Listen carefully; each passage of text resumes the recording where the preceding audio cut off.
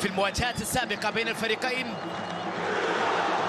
تمر فترة يكون فيها سيطرة للنصر في مباريات الأهلي، وفترة يكون الأهلي على حساب النصر. هذه كرة لمصلحة أيمن، يحيى بتمريرة تصل إلى ساديو ماني، عدى بشكل رائع يحيى بكرة خطيرة لدوران، وكرة الله مروان دوران، يا عيني دوران، دوران يا عيني دوران، ولا أروع ولا أجمل. الصورة واضحة لمهاجم موهوب قناص هداف ممتع بتسديدات تعرف طريق المرمى.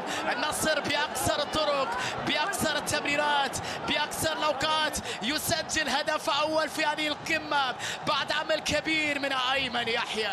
ساديو ماني وأيمن يحيى، دوران هرب لمرة، ضرب لمرة، سدد لمرة، كل هذا يكفي لأن يتألق، لأن يسجل، لأن يتعملق في هذه الليلة الكبيرة جدا. جون دوران ثالث هدف في مباراتين على مستوى دوري روشن وثلاث مباريات على مستوى دوري روشن. معدل تهديفي واعد جدا لنجم موهوب ونجم شاب يملك إمكانيات تهديفية عالية للغاية، لذلك كان هو حديث العالم وانتقاله من الفيلنز إلى النصر. الثاني كيف ستكون الأحوال سننتظر وإياكم. أجرشي يحط كرة بينية خطيرة لإيمان توني المحطة، يحط على الجهة اليمنى خطيرة وكرة، أوه يا إلهي التعادل يا أهلي. نعم نعم تعادل أهلاوي في وقت مبكر في الشوط الثاني. يا الله على اللقطة، التعادل يأتي بخطأ دفاعي، بطاقة حمراء مباشرة هنا في هذه الأثناء لأحد لاعبي النصر في هذه اللقطة، وربما تكون نقطة تحول في الشوط الثاني. قلت لا أتوقع أن يبقى الأهلي هادئا حتى نهاية المباراة، متوقع أن يكون لديه ردة فعل قوية. يا مجرشي الكرة من إيمان توني يحطها على اليمين، فيجا خطأ من الدفاع ورمية رائعة وكعب عالي ولمسة ساحرة ونهاية جميلة. هذه الكرة اللي كانت من مجرشي ولا مين والله النجدي، يبدو أن النجدي اللي حط الكرة في مرمى. سيماكان حديث كان مع حكم اللقاء، وسيماكان كان يطالب بإلغاء هذا الهدف بوجود خطأ لمصلحته، وسيماكان فقد أعصابه. الحكم أخرج البطاقة الحمراء، لمسها نعم مجرشي بكعبة، نعم مجرشي. جالينيو سيماكان طالب بخطأ في اللقطة الماضية، سيماكان إنه في سحب من جانب جالينيو، وهذه لقطة أخيرة مع إيمان توني سقط بعد ذلك بعد احتكاك مع سيماكان. في احتكاك نعم، في ضرب موجود نعم، ولكن هل كان هنالك ضرب قوي يستحق بطاقة حمراء أم أنه تدخل عادي؟ اذهب بنفسك للتأكد يا حكم لكي تستمر هذه المباراة، وعلينا الانتظار لهذا القرار. سيذهب أخيرا بنفسه للتأكد. سيد سيزار أرتورو راموس ذهب إلى الفيديو ليتأكد من شيء واحد فقط، إذا كان هنالك ضرب حقيقي بطاقة حمراء مستحقة، أو إذا كان قبل الهدف هنالك خطأ على إيفان توني.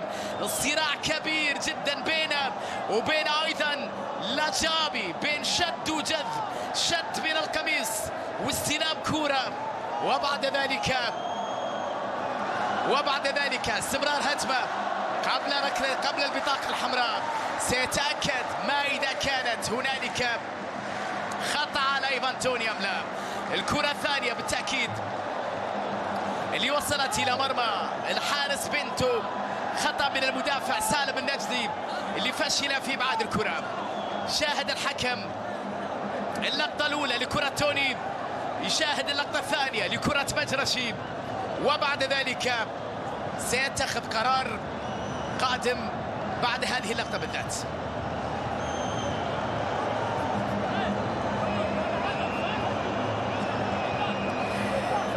نعم إيفان توني ذهب لسيماكان، كان ربما بعض الكلمات الاستفزازية وهذا تحدث الكرة، لكن ردة الفعل ماذا عن ردة الفعل بوجود بطاقة حمراء؟ والحكم يشير إلى ماذا بعد هذه اللقطة؟ يا الله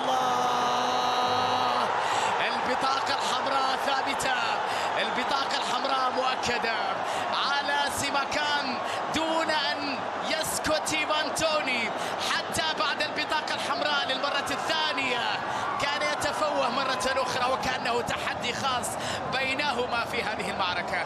لم يغير الحكم من قراره في البطاقة الحمراء، لكنه غير من قراره في الهدف. لم يحتسب الهدف، تم إلغاء الهدف وإخراج بطاقة حمراء لسيماكام. ثم إيفان توني وأيضا يايسري يتكلمون مع حكم المباراة، مع مساعد يايسري على اللقطة الأخيرة. لماذا ألغي الهدف؟ لماذا لم يحتسب الهدف؟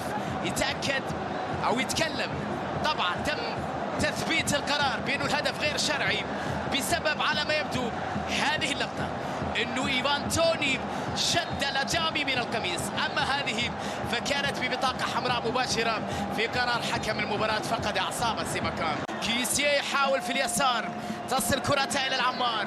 الفرصة لمصلحة النادي الأهلي، التمريرة راقصة، العودة إلى كيسيه مرة أخرى، لا يجد الحلول، فضل عودة للعمار على اليسار. جالينيو يحاول يمر، جالينيو يحط كرة لجابري، عرضية بالراس. الله الله، وعبر الزمان سنمضي معا، سنمضي معا يا أهلي، سنمضي معا يا أهلي. الله على اللقطة، جابري يا عيني جابري، فيك عرضية في منتهى الروعة بعد خروج رونالدو بأقل من 5 دقائق. يرد الأهلي بهدف التعادل في هذه القمة بعد عرضية رائعة. شوف جابري، وشوف الارتقاء، وشوف الراسية، وشوف العودة الأهلوية، شوف السحر الإسباني في هذه التمريرة. ارتقاء المدمر هذا البومبر هذا إيفان توني ليسجل الأهلي العودة في هذه القمة. لم تنتهي بعد ولا زالت مثيرة، لم تنتهي بعد، وأي الجماهير ستفرح الليلة. سننتظر دقائق عصيبة وصعبة. النصر ب10 لاعبين، رغم ذلك يقاتل الفوز. كرة عرضية خطيرة، وكرة يا إلهي، الله الله الله الله الله الله، يا عالمي يا عالمي ما أروعك. الله على اللقطة يا أيمن يحيى، العودة السريعة بالقوة، بالقذيفة، بالإرادة، بالشخصية، بالنصر، بمن حضر حتى بالظروف الصعبة. العودة يا أيمن، أيمن لوحده. أيمن اتركوا عنكم الكلام، ليس كل شيء للأجانب. أيمن يحيى نجم فوق العادة، أيمن يحيى بمنتهى الروعة. 1 و2، اذهبي إلى الشباك، كوني نصراوية الليلة، كوني ليلة نصراوية الليلة. لسان حالة في هذه اللقطة بعد أن سجل مرة أولى، مرة ثانية. وين مندي، وين مندي، وين مندي. النصر يسجل هدف ثاني حتى ب10 لاعبين، لا يهم ذلك. زملاء كريستيانو يريدون الفوز بأي ثمن، بأي شكل، مهما كانت الظروف. لا يمكن أن نخرج من هذا الموسم بلمسة باتجاه رياض. جابري أمام تغطية، معلم هذا في وسط الميدان. افتكاك كرة رائعة من جانب بروزوفيتش. دوران، مرة دوران، مرة دوران، مرة دوران، كرة يا إلهي، والله دوران، والله دوران، والله دوران، والله دوران. الله الله على اللقطة، يا له من هدف، يا لها من انطلاقة. دوران يا عيني، دوران، دوران الكبير، دوران الكبير يدخل قلوب النصراوية من هذه الليلة الكبيرة. لوحده لوحده يكفي لأن يفعل كل شيء. من هذا صاحب الانطلاقة؟ هل كان كريستيانو؟ لا لا، احفظوا اسمه جيدا، سترددونه كثيرا. جون جول دوران، جول جون دوران. وحده هذا الأول، عدى من الأول، مرة من الثاني. كورة في منتهى الروعة. شوارع دفاع الأهلي كانوا يتساقطون أمام دوران. وين الأول راح؟ وين الثاني؟ أدراج الرياح. وين الكورة في المرمى؟ لا يراهم شيء ويفعل كل شيء. دوران ينجح في قلب أو في تأكيد الانتصار، ليس قلب الموازين، لأن النصر كان متقدما قبل كل شيء. يا لها من انطلاقة هائلة جدا جدا جدا جدا جدا جدا لنجم أستون فيلا الإنجليزي جون دوران، اللي يسجل هدفا ثالثا رائعا بارعا جميلا جدا بمجهود فردي لوحده تقريبا. فعل كل شيء في اللقطة الماضية تقريبا لوحده جلب هذه النقاط الثمينة. ماذا لو كان من بداية الموسم في قائمة فريق النصر؟ العمل الرائع بين مدافعي النادي الأهلي، وبعد ذلك مغالطة الحارس إدوارد مندي. حتى مخرج المباراة فضل إعادة اللقطة مرة واثنتين وثلاثة لأنه كان هدف خارق للعادة ولقطة خارقة للعادة. جابري عدي، جابري حافظ على كورته في وسط الميدان، تصل إلى فرانكيسي، يغير اتجاه اللعب، لمسة في الجهة اليمنى. وين رياض؟ محرز في الانتظار بكرة من جانب مجرشي، مجرشي تمريرة فيها تغطية لتصل بعد ذلك إلى كيسيه. سميحان لمن تمريرة التردي لسميحان بعد ذلك، لكن الدفاع النصراوي يتدخل وكرة لا زال داخل منطقة تسديدة وبنتو على مرة ومرتين، لكن الأهلي يسجل في الأخير. الأهلي يسجل في الأخير مع هذا الدفاع والاستبسال.